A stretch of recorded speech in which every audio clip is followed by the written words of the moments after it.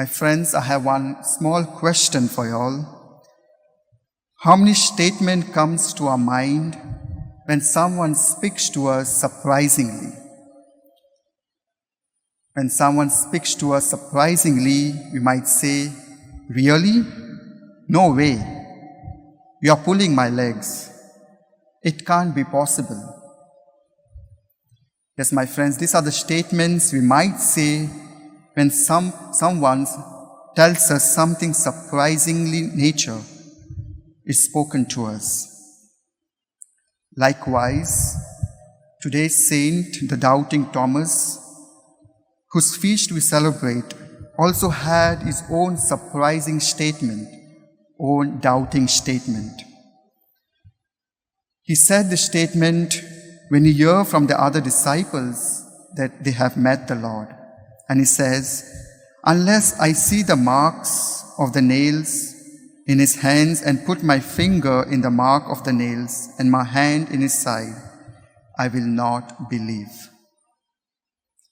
St. Thomas was doubting, but the other disciples were rejoicing when they saw the risen Christ. So our Lord knows when and how to do things. He knew St. Thomas was very stubborn, and he granted St. Thomas 8 full days. After the 8 full days, Jesus visits his apostles, and Thomas places his finger in the Lord's hand, in the Lord's wound, and he says, "My Lord and my God."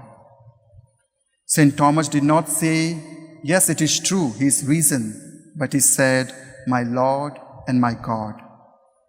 What does that mean? It means it not only believed in the power of resurrection, but he also believed in the divinity of our Lord. "My Lord and my God" is a statement that tells us the two natures of Jesus, the human and the divine.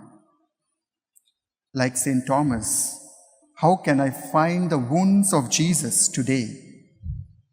Like him, we cannot see the wounds of Jesus, but we can find by doing the works of mercy, by giving ourselves selflessly to others, and by helping the needy. We can find the wounds of Jesus in the injured brethren, in the hungry, in the thirsty, in the people who are struggling, by helping them in the prison, in the hospital.